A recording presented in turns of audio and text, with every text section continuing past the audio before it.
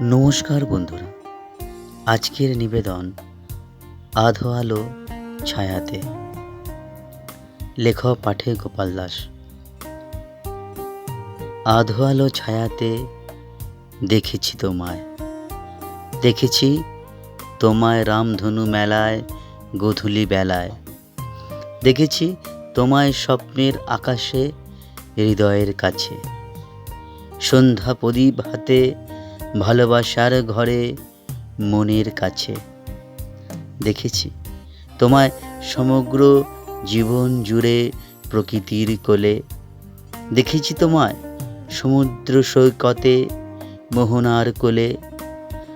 আলো আধো ছায়াতে দেখেছি তোমায় অপূর্ব সুন্দর, মনমুগ্ধ মুখখানি হৃদয়ের ঘরে ঝড় তোলে অন্দর বাহির। নমস্কার।